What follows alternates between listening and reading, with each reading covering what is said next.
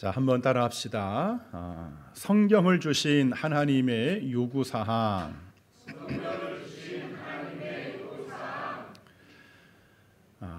오늘은 성서주일이기 때문에, 성경주일이기 때문에 성경에 대한 말씀으로 은혜를 좀 나눠보고자 합니다.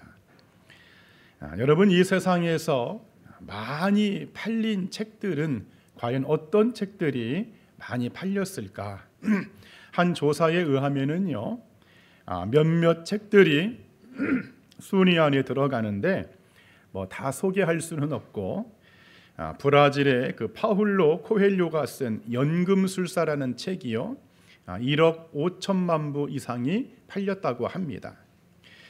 프랑스의 작가인 생땡쥐베리가 쓴 어린 왕자라는 책도 2억 부 이상이 팔렸고, 그리고 영국의 찰스 디킨스라는 사람이 쓴 두 도시 이야기가 무려 2억 5천만 부 이상이 책이 팔렸다고 합니다. 뭐 이거 말고도 뭐 우리가 익히 아는 삼국지라든지 또 돈키호테라는 이런 책들도요, 5억 부 이상이 팔린 엄청난 그 발행부수를 가지고 있는 책들이 여러 권 있습니다. 여러분, 그럼에도 자타가 공인하는 전 세계 사람들이 한결같이 가장 많이 팔린 책을 꼽으라고 하면 단연코 성경책입니다. 여러분, 이 성경책이 인류 역사 중에 몇 부가 팔렸느냐? 세상에 그런 소설책, 뭐 철학책들이 뭐 5억 부 팔렸다고 하는데 성경은 무려 50억 부 이상이 팔렸다고 합니다. 굉장히 많은 발행부수를 가지고 있는 책이 바로 이 성경책입니다. 그래, 이 성경책이 얼마나 많은 사람들에게 지대한 영향을 주었는지 역사적으로도 보면 위인들이 이 성경에 대한 아주 명언들을 남기고 있습니다. 조지 워싱턴이라는 사람은 성경 없이는 세상을 올바르게 다스릴 수 없다, 이런 말을 남겼고, 아브라함 링컨 같은 인물도 성경이 없다면 우리는 옳고 그름을 분별할 수 없었을 것이다, 이런 말을 남겼습니다. 영국의 윈스턴 처칠 같은 사람도 우리는 확신을 가지고 성경이라는 굳건한 반석을 믿는다, 의지한다, 이런 말을 남겼습니다. 과학자인 아이작 뉴턴 같은 사람, 이 세상에서 아무리 심오한 역사책을 보아도 성경에 나오는 기록만큼 정확성을 가진 책은 없다, 과학자가 한 말입니다. 벤자민 프랭클린 같은 과학자도 젊은이들이여, 내가 여러분들에게 주는 권고, 충고는 여러분들이 성경에 익숙해져서 확고한 믿음을 갖는 것, 나는 그것을 가르치는 것밖에 없다는 이런 유명한 말도 남겼습니다. 뭐 이런 여러 위인들의 명언들 말고도 극찬의 내용들이 많이 있습니다. 지금 전 세계의 인터넷 쇼핑몰의 최고의 넘버원이 알리바바라고 하는 그 중국의 마윈이라는 사람이 설립한 쇼핑몰입니다. 얼마나 돈을 많이 버는지 상상을 초월합니다. 그런데 그 중국의 마윈이라는 회장도 자기가 고백했죠. 나는 성경책을 여러 번 읽었다는 거예요. 자, 이렇게 종교를 떠나서도 많은 사람들에게 지대한 영향을 준 책이 무슨 책이라고요? 성경책입니다. 여러분, 그런데 이런 성경책이 우리가 믿는 하나님, 우리 기독교인들, 우리 그리스도인들이 신앙의 경전으로 가지고 있는 책이라는 사실이 여러분 너무나 흐뭇하지 않나요? 너무나 감사한 일이죠. 이 세상의 수많은 종교를 떠나서 하나님을 믿든 안 믿든 그런 사람들도 성경을 읽었는데, 그 성경을 읽고 감동받고 수많은 명언들을 남겼는데, 그런 위대한 책이 우리가 섬기는 하나님의 경전, 성경책이란 사실이 얼마나 감동적인지. 여러분, 성경은 하나님이 모든 인생들에게 주신 최고의 선물임을 믿습니다. 자, 중요한 것은요, 이 하나님이 성경책을 주시면서 저나 여러분들에게 요구하는 사항이 있어요. 이것 좀 했으면 좋겠다는 것이죠.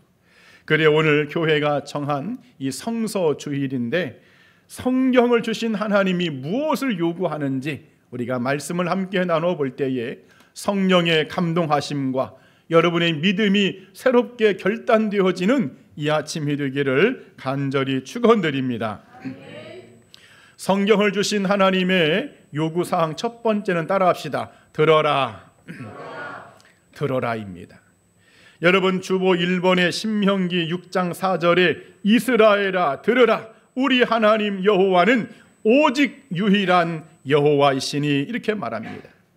시편 81편 8절에도 내 백성아 나의 말을 들어라. 예수님도 마태복음 13장 9절에서 귀 있는 자는 들어라 이렇게 말씀하십니다. 성경을 주신 하나님의 첫 번째 요구사항은요 듣는 것입니다. 오늘 저나 여러분들 하나님의 말씀을 많이 듣는 그 귀가 열려지기를 축원드립니다. 문제는 듣기는 듣는데 방법이 있습니다. 하나님의 모든 말씀은 다 들어야 됩니다. 한번 따라합시다. 하나님의 모든 말씀은 다 들어야 한다. 주보 네 번째 여호수아 24장 27절에 여호와께서 우리에게 하신 모든 말씀을 들었습니다 이렇게 말하죠. 우리가 지금 이 시간에도 예배를 드리면서 하나님의 말씀을 듣는데 내가 듣고 싶은 말씀 여러분 그것만 들을 수 없습니다. 내 귀에 듣기 좋은 소리, 내가 내 인생에 복받는 소리, 내 마음이 평안하고 즐겁고 기쁜 그런 안락한 소리, 여러분 그런 소리만을 우리는 들어서는 안 됩니다. 성경은요 하나님의 말씀이 양약이라고 말해요. 양약. 주보 5번의 잠언서 3장 8절에 내 몸에 양약이 되어 내 골수를 윤택하게 할 것이다. 다시 말해 성경 말씀이 양약이기 때문에 쓰디쓴 말씀이 있을까요 없을까요? 쓰디쓴 말씀이 있습니다. 내 마음을 불편하게 하는 말씀이 있어요. 내 귀를 닫아버리고 싶은 그런 말씀들이 있습니다. 고난을 받아야 한다. 연단을 받아야 한다. 내 감정과 본성을 뛰어넘는 용서와 사랑의 말씀들도 있지요. 나는 용서가 안 되는데, 나는 사랑이 안 되는데 하나님은요 원수까지 사랑하라고 말합니다. 용서가 안 되는데 예수님은 70번씩 7번이라도 무한대로 용서하라고 말씀하십니다. 여러분 그래서요 어떤 분들은 목사님의 설교를 듣고 시험에 빠지기도 합니다. 저거 목사님 저거 지금 나들으라고 하는 소리 아니야? 여러분 그런 적 있었어요 없었어요? 저거 지금 목사님이 나들으라고 하는 소리 같은데 여러분 그래가지고 여러분 시험에 빠집니다. 지금 내가 지금 형편이 이렇다고 지금 하나님이 나를 지금 목사님이 나를 지금 표적 설교하네? 여러분 그러신 분들이 여러분 굉장히 많습니다. 여러분 그렇다고 할지라도 그것이 하나님의 말씀이라면, 그것이 성경의 가르침이고 교훈이라면 여러분 전부 듣기를 축원합니다. 그것이 성경을 주신 하나님의 요구사항입니다. 그리고요 들을 때에 자세히 듣는 것도 중요합니다. 한번 따라합시다. 자세히 들어야 한다. 주보 6번째 이사야 28장 23절에 너희는 귀를 기울여 내 목소리를 들으라, 자세히 내 말을 들으라 이렇게 말합니다. 성경은요 이 성경 66권은 거대한 산맥과 같습니다. 여러분 산맥이기 때문에 가까이 들어가서 땅을 파면 그 막 돌과 흙무더기를 파면은요 그 속에서 산맥 속에서 뭐가 나와요? 금은 보화 다이아몬드가 나옵니다. 그 금은 보화 다이아몬드의 절정체가 여러분 바로 예수 그리스도인 줄 믿습니다. 그래 우리가 성경을 자세히 들어야 한다고 했을 때에 그 의도는요 예수님이 발견될 수 있도록 들어야 한다, 그런 의미를 가지고 있습니다. 예수님이 말씀하셨죠.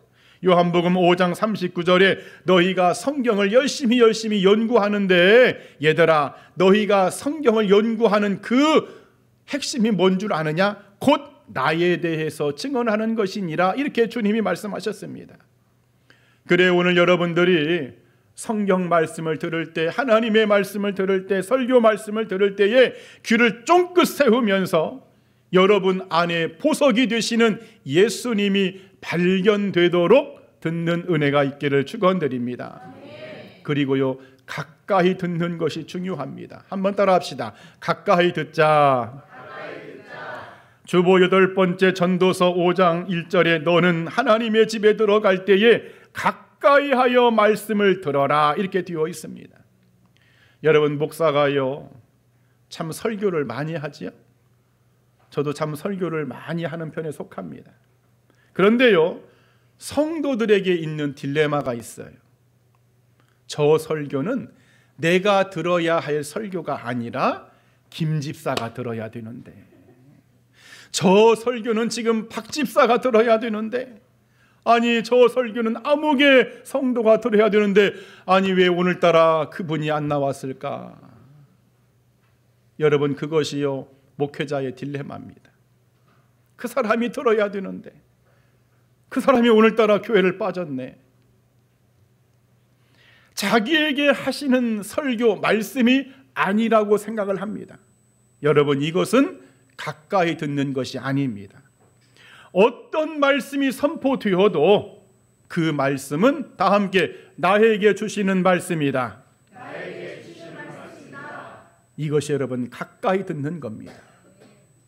여러분, 왜 우리가 많은 말씀을 들으면서도 많은 그런 영향력 있는 영성이 있는 주의 종들의 말씀을 그렇게 많이 들으면서도 왜 믿음이 자라지 않느냐? 여러분, 여기에 지금 함정이 있습니다.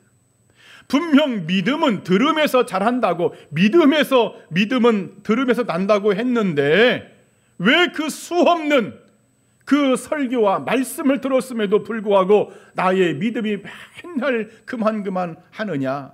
이 들음의 문제가 있는 거예요. 내가 듣고 싶은 것만 듣고 저 얘기는 내가 들어야 될 얘기가 아니라고 자기 스스로 말씀을 차단시켜 버리니까는요, 믿음이 그냥 자라지 않습니다. 오늘 저나 여러분들, 우리는 하나님의 말씀에 편식함이 없이 주님이 내 말씀 가운데 발견될 수 있도록 자세히 듣고, 모든 하나님의 말씀은 전부 나에게 주시는 말씀임을 여러분 들으면서 오늘 이 성서 주일에 하나님의 이 요구사항에 부합하는 여러분의 믿음이 되기를 이 아침에 간절히 축원드립니다.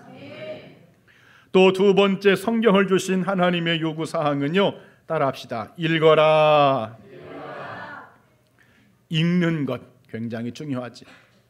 출애굽기 17장 14절에 여호와께서 모세에게 이르시되 이것을 책에 기록하여 기념하게 하고 그럽니다. 왜 하나님은 성경을 글로 기록하게 했을까요? 왜 하나님은 성경을 글로 기록해서 남기게 했을까요? 성경을 주신 하나님의 두 번째 요구사항, 읽기 위함인 줄 믿습니다. 여러분, 성경을 좀 많이 읽기를 축원드립니다. 그러면 우리가 성경을 읽긴 읽는데 어떻게 읽어야 잘 읽는 것이냐? 하나님의 좀 마음에 드는 여러분 독서냐? 무슨 학교에서 막 대학 교수들이 진도가 늦었다고 그냥 1시간 만에 몇 주씩 막 진도를 빼는 분들 있잖아요. 여러분, 그렇게 장수만 몽땅 채우면 읽는 것이냐? 그것이 아니라 하나님의 말씀이 이해가 되도록, 깨달아지도록 묵상하면서 읽는 것이 중요합니다. 한번 따라합시다. 깨달아지도록, 이해가 되도록 묵상하면서 읽자. 음식으로 말하면 소화가 잘 되게끔. 요즘에 아이들도 막 음식을 먹을 때 보면은 그냥 몇 번 씹지도 않고 넘겨버리죠. 우리가 배웠던 데는 뭐예요? 최소 20번은 씹어라, 최소 30번은 씹어야 된다. 하지만 그냥 훅 넘겨버립니다. 그런데 그렇게 하지 않고 하나님의 말씀이 양식이기 때문에 그 말씀을 읽을 때에 깨달아지도록, 소화가 되도록 묵상하면서 읽는 것이 중요하다는 거예요.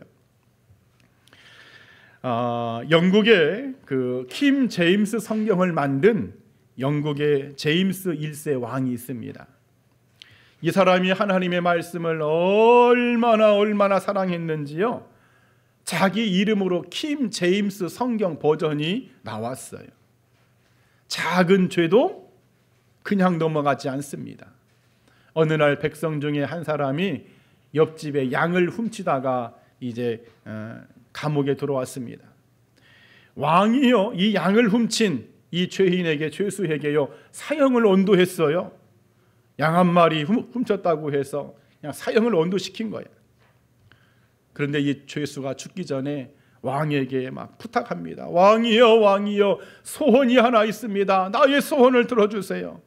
왕이 한번 물어봅니다. 너의 소원이 무엇이냐? 제가 죽기 전에, 내가 사형받기 전에 성경책 한 번은 읽고 죽어야 되겠습니다. 여러분들, 이 제임스 왕이 성경을 사랑하니까, 그래?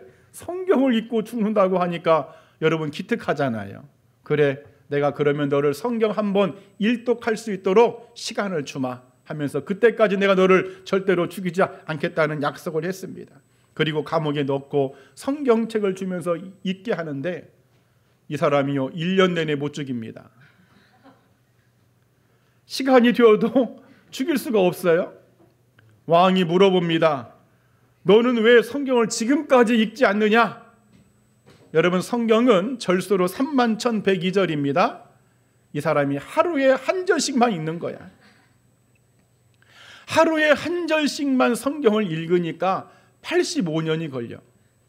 왕이 왜 하루에 한 절씩만 성경을 읽느냐 했더니 그 죄수가 하는 말이, 왕이시여, 이렇게 보배 같은 귀중한 말씀을 어떻게 그냥 막 읽습니까? 묵상하면서 읽어야지요. 왕이 들어도 틀린 말이 아니야. 그러면 너 집에 가서 성경책 읽어라 하고 집으로 돌려보냈답니다. 결국 나중에 이 사람이 이제 성경을 통해서 다시금 갱생의 삶을 살았다는 그런 유명한 일화가 있습니다. 여러분, 성경의 말씀은 영적인 말씀이기 때문에 그냥 무슨 책 읽듯이 읽어서는 안 되죠. 묵상하면서, 기도하면서 깨달아지도록 성령의 조명하심을 받으면서 읽어야 되는 것, 바로 그것이 하나님의 요구임을 믿습니다. 그리고 또 하나, 어떻게 읽어야 되느냐? 하나님의 마음, 예수님의 마음이 느껴지도록 읽는 것이 중요합니다. 그 유명한 빌리그람 목사님은요, 이런 말을 남겼습니다. 성경은 하나님이 인간에게 보낸 사랑의 편지, 러브레터다, 이렇게 말하죠. 여러분, 러브레터 받아보셨어요? 사랑의 편지? 그 러브레터를 받은 사람은요, 그 편지를 받고 그 사람의 마음을 읽으려고 합니다. 왜 이런 표현을 썼을까? 왜 여기다가는 물음표를 했을까? 왜 여기다가는 느낌표를 했을까? 이 시적 문구는 어떤 의미일까? 왜 여기다가 다른 사람의 시를 삽입했을까? 이 말의 의도가 무엇일까? 여러분, 얼마나 그 사랑하는 사람의 그 글을 자기가 막 엄청나게 느끼면서 읽으려고 몸부림을 치고 애를 쓰지요. 조금만 헤어짐에 가까운 말만 있어도 마음이 불안해지고, 이거 지금 나랑 헤어지려고 하는 것이 아닌가? 여러분, 그렇게 우리가 러브레터를 읽습니다. 그런 것처럼 성경을 주신, 성경은 러브레터이기 때문에, 사랑의 편지이기 때문에 하나님이 나에게 왜 이 말씀을 하셨을까? 그 주님의 마음, 그 하나님의 마음을 깨달으면서 읽어야 된다는 사실입니다. 아멘. 여러분, 그렇게 읽기를 축원드립니다. 아멘. 2024년도 미국 성서학회 협회에서 그런 보고를 냈어요. 성경을 읽는 사람과 성경을 읽지 않는 사람과 어떤 차이가 있느냐? 성경을 읽는 사람들이 외로움과 고독감이 덜 탄답니다. 여러분, 사랑해 보셨잖아요. 여러분, 사랑하면 고독해요, 안 고독해요? 이거 사랑을 다들 안 해보셨구만. 여러분, 사랑하면 외롭지 않습니다. 고독하지 않습니다. 성경과 사랑에 빠지니까는 외롭지 않고 고독하지 않은 거예요. 그래 여러분들 성경을 많이 읽어서 주님의 사랑을 느끼면서 여러분의 인생이 외롭지 않고 여러분의 삶이 고독에 빠지지 않는 은혜가 있기를 축복합니다.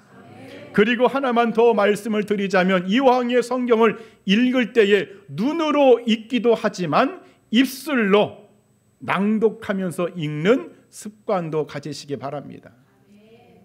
옛날에는요 막 시낭송 대회가 있었어. 그러죠? 하늘을 우러러 한 점 부끄러움이 없기를. 근데 지금은 아이들도요 성경책을 읽어보라고 하면 아이들이요 도대체 무슨 말을 하는지를 모르겠어요. 그냥 한국말은 한국말인데 그냥 다 그냥 죽어 들어가. 여러분 그거 바람직하지 않습니다. 성경은 말하죠. 입술로 시인하여 구원을 받는다고 알려줍니다. 우리가 하나님의 말씀을, 그 능력의 말씀, 기적의 말씀, 축복의 말씀, 생명의 말씀을 내 입술로 시인해서 낭독해서, 지금 마귀가 어둠의 세력들이 내 주변에 있을지라도 낭독하면은요 그 어둠들은 예수님의 이름으로 물러갈 줄 믿습니다. 여러분 이렇게 우리는 성경이 깨달아지도록 또 주님의 마음을 느끼면서 성경을 낭독하고 입술로 시인함으로 여러분 하나님의 이 요구사항에 여러분 다 부합하는 그러한 믿음의 종들이 되기를 주님의 이름으로 간절히 축원드립니다. 또 세 번째, 성경을 주신 하나님의 요구사항은 따라합시다. 지켜라. 잠언서 7장 2절에 내 계명을 지켜 내 법을 내 눈동자처럼 지키라.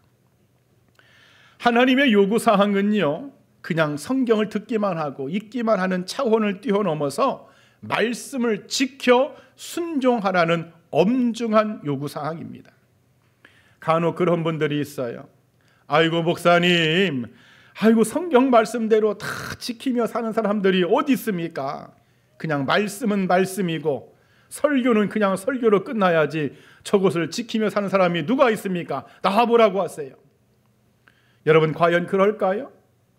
레위기 22장 31절에는 너희는 내 계명을 지키며 행하라. 나는 여호와이니라. 여러분 어떤 부모도요 자녀가 할 수 없는 것을 하라고 하는 부모는 없습니다. 여러분 다 부모잖아요. 어떤 부모가 자식에게 너 이거 해봐. 여러분 할 수 없는 것을 강요하고 억지로 시키는 부모는요 그건 부모가 아니지. 그 사람 부모가 아닌 거예요. 진짜 부모라면 그럴 수 없습니다.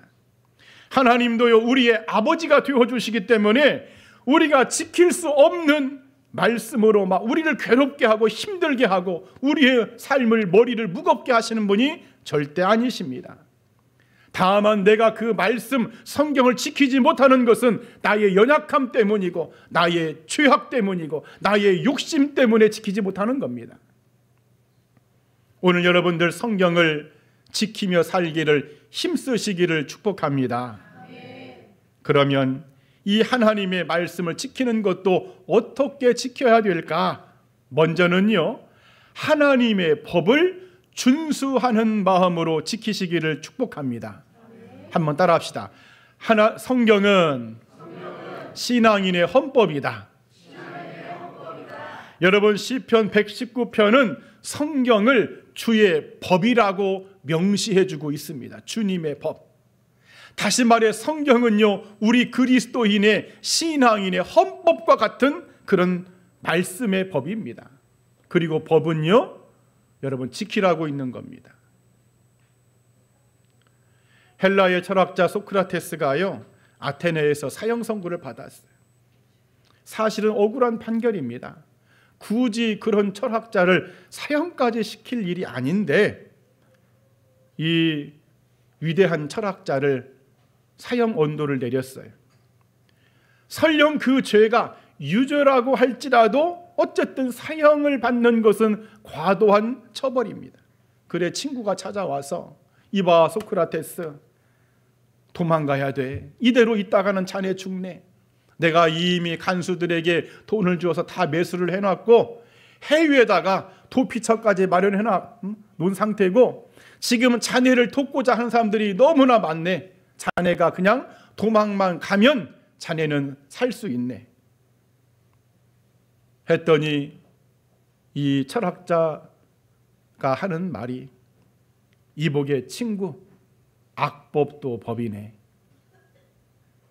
법은 지켜야 되는 것이고 그 법이 나에게 불리하고 내가 좋아하지 않는 법이라고 할지라도 무시해서는 안 된다네 하면서 이 소크라테스가 이 답변을 하고 결국에는 사형 언도를 받고 죽습니다. 사랑하는 여러분, 성경은 분명 하나님의 법입니다.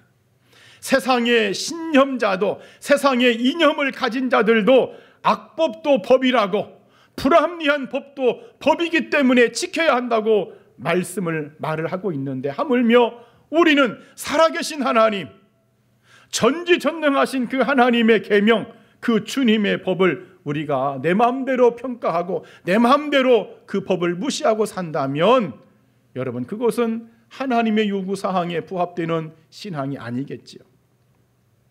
오늘 여러분들 성경을 지키며 살기를 축원합니다.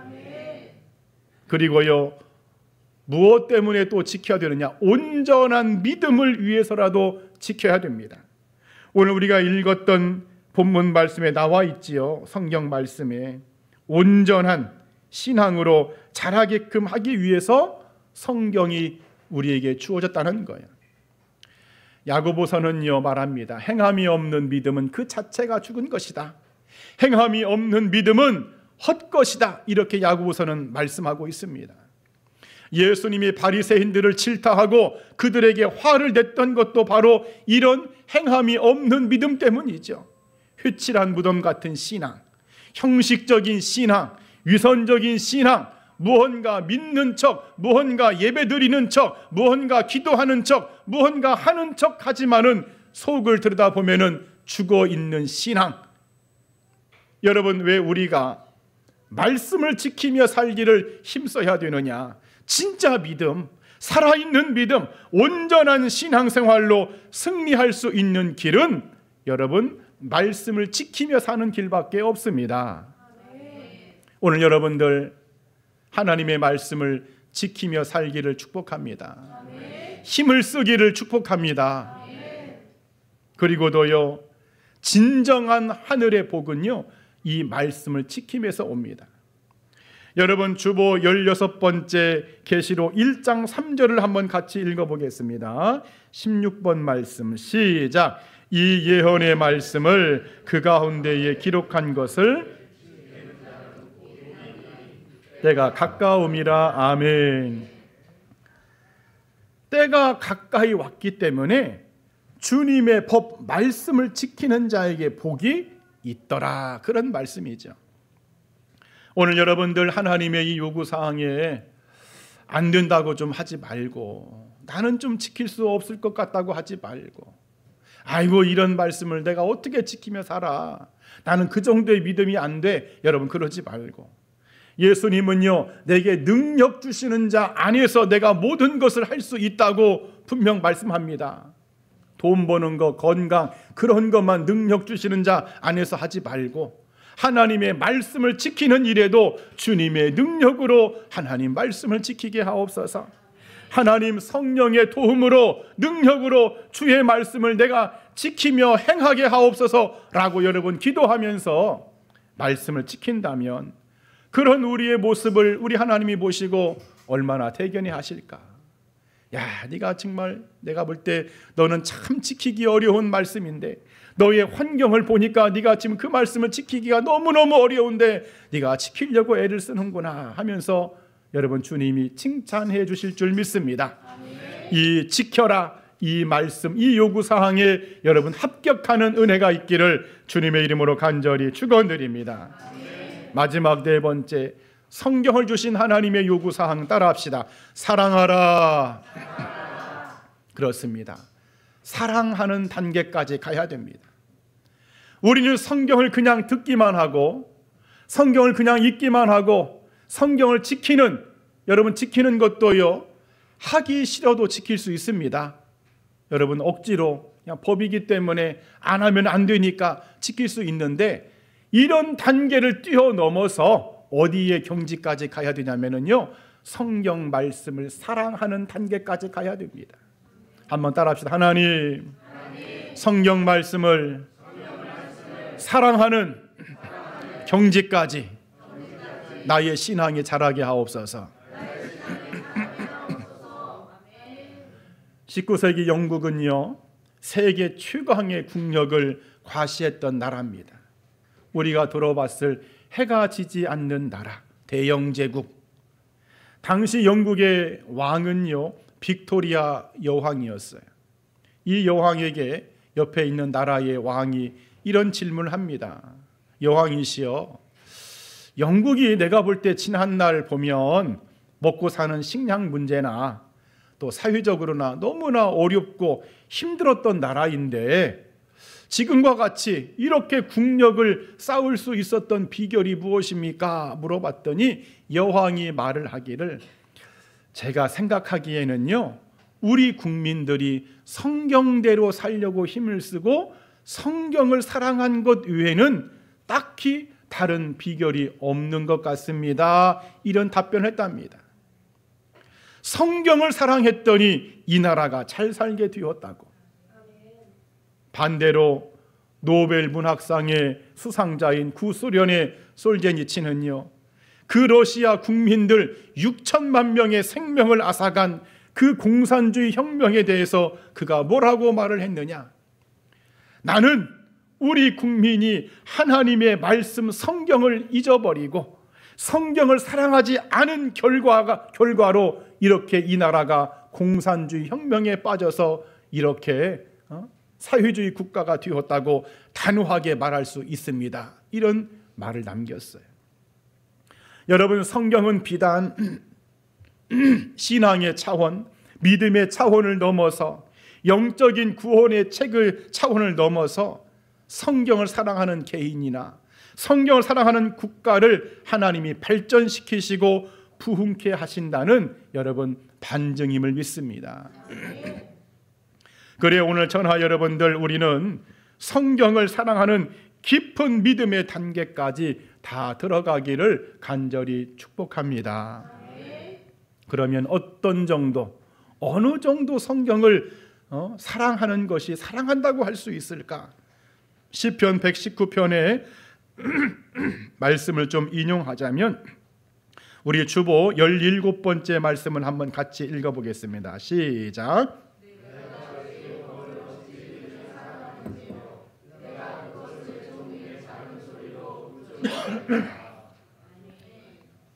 우리가 좋아하는 노래를요, 계속 듣거나 부르다 보면은 그 노래가 나도 모르게 입에서 나와요, 안 나와요? 그렇죠. 이른 아침에 잠에서 깨요. 여러분, 이 노래 한번 들어봐. 아침에 그럼 하루 종일 그 노래만 머릿속에 맴돕니다. 아니면 주 예수보다도, 여러분 그 노래 들어봐. 3번만 들으면 그날은 계속 그 노래가 머리에 맴돕니다. 그런 것처럼 하나님의 말씀이 너무 사랑스러워서 내가 아침에 어떤 말씀을 읽었는데 그 말씀이 내 입에서 계속 읊조려지는 거예요. 여호와는 나의 목자시니 내게 부족함이 없으리로다. 계속 막 내 마음, 내 생각에서, 머리에서 내 의지와 무관하게 계속 움직인다면 여러분, 그것이 성경을 사랑하는 증거가 됩니다. 그리고 또 하나, 여러분, 또 주보 18번째 시편 119편 131절 시작. 내가 주의 계명을 사모함으로 내가 입을 열고 헐떡였나이다. 아멘. 마치 주인의 밥상에서 음식이 떨어지기를 기다리는 그 헐떡이는 강아지처럼, 옛날에 저도 그런 경험 있습니다. 시골 살 때 토방 있잖아요. 토방 위에서 이렇게 밥을 먹으면 그냥 강아지들이 와서 그냥 막 헐떡이면서 우리 주인님 나에게 뭐 좀 달라고 막 혀를 쫙 내밀면서, 여러분 그러면은 뭘 주지요? 먹고 난 뼈다귀를 던져주면 그냥 얼마나 좋아하는지. 그런 것처럼 하나님의 말씀이 너무너무 사랑스러워서 그냥 혀를 쫙 내밀면서 그냥 턱이 빠지도록 헐떡거리면서 있는 그런 상태. 여러분, 그런 경지까지 좀 이르기를 축복합니다. 그게 바로 성경을 사랑하는 증거가 됩니다. 또 그런가 하면 주보 19번째 시편 119편 148절 시작. 주의 말씀을 조용히 읊조리려고 내가 새벽녘에 눈을 떴나이다. 성경 말씀이 너무너무 보고 싶어서 새벽에 잠이 안 와. 눈이 떠져가지고 말씀을 본다면 여러분, 그것도 성경을 사랑하는 증거가 됩니다.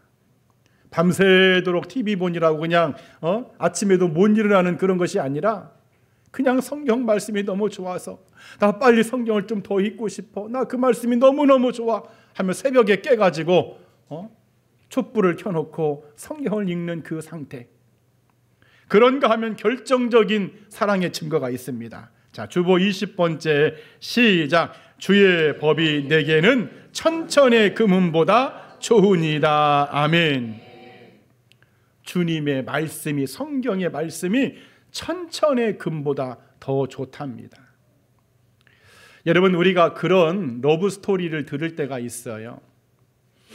어떤 막 부잣집, 막 중동의 부잣집, 뭐 이런 몇천억이 아니라 수백조의 그런 부잣집의 딸이 미국으로 유학을 보냈더니 어떤 남자랑 결혼을 한다고 데리고 왔는데 그 남자는 아주 그냥 형편이 없는 사람이야. 가정이 이거 맞지가 않아. 아버지가 화를 내면서 너 그 남자랑 헤어져라. 못 헤어집니다. 너 못 헤어지면은 너한테 물려받을 유산은 아무것도 없다. 여러분, 그런 말을 듣고도 실질적으로 그 유산을 포기하고 사랑을 선택하는 여인들이 있습니다. 반대로 남자들도 있어요. 그런 것처럼 천천의 금은보다 사랑을 선택하는 거예요. 나한테 물려받을 기업, 그 재산 나 포기합니다. 나는 이 남자가 좋습니다. 나는 이 여자가 좋습니다. 라고 그걸 선택하는 것처럼 여러분 앞에 지금 100억이 있네. 여러분 앞에 성경책이 있네. 무엇을 더 사랑할 것이냐? 무엇을 더 선택할 것이냐? 그런 이야기입니다. 여러분, 이거 쉬울까요? 어려울까요? 아마 어려울 겁니다. 아마 여기다 뭐 100억은 그만두고 이만한 저기 금덩이 하나 하고 성경책 딱 놓고 무엇을 선택할래요 하면 아마도 이 금덩이 일단 갖고 갈 것 같습니다. 제가 봐도 쉽지 않아요. 그런데요, 시편 기자는 뭐라고 말합니까? 천천의 금은, 어떤 학자는 이 천천의 금음을 막 1000억 정도로 말하고 있는데 그걸 포기하고도 나는 성경을 더 사랑한다는 거예요. 여러분, 이 경지까지 우리가 간다면 여러분, 하나님께서 성경을 주신 그 요구사항에 또 그 하나님의 마음에 얼마나 대견하시고 흡족해 하실까. 여러분, 반드시 우리의 믿음이 주님, 나는 성경을 선택하겠습니다. 나는 영원히 변하지 않는 하나님의 말씀을 선택하겠습니다. 여러분, 사실 그렇잖아요. 이 세상의 모든 금은보화는 여러분 다 없어집니다. 우리가 아무리 쥐고 있는 그 현금 따발, 금덩이, 은덩이, 뭐 요즘에 가상화폐, 비트코인, 여러분 그거 다 없어집니다. 그런데 영원히 없어지지 않는 것이 있다면 여러분, 그것은 바로 성경 말씀, 하나님의 말씀은 영원히 사라지지 않습니다. 여러분, 무엇이 값진 겁니까? 사라지는 것이 값진 거예요? 아니면 영원히 남아있는 것이 여러분 값진 겁니까? 영원히 남아있는 거예요. 그래서 오늘 저나 여러분들 반드시 성경을 사랑하기를 축복합니다. 한번 따라하겠습니다. 하나님, 성경을 사랑하게 하옵소서. 아멘. 말씀을 정리하겠습니다. 저는 오늘 성서 주일을 보내면서 하나님이 성경을 주신 4가지 요구사항을 함께 은혜를 나누었어요. 요즘에는 오디오북이라고 성경책도요 막 입체적으로 이렇게 들려주는 그런 책들도 있는데 여러분, 무엇이든 간에 하나님의 말씀을 많이 듣기를 축복합니다. 그리고 성경책을 펼치면서 눈으로 읽고 마음으로 읽고 입술로 낭독하면서 읽는 은혜도 있기를 축복합니다. 그리고 말씀대로 지켜 행하며 행함이 있는, 순종이 있는 그러한 여러분 신앙도 있기를 축복합니다.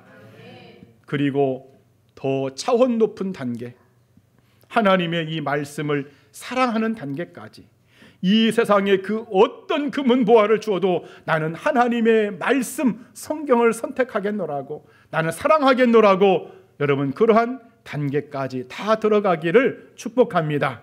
이 하나님의 요구사항에 모두가 다 합격하는 여러분 그러한 믿음 생활 이루기를 주님의 이름으로 간절히 축원드립니다. 아멘. 기도하겠습니다.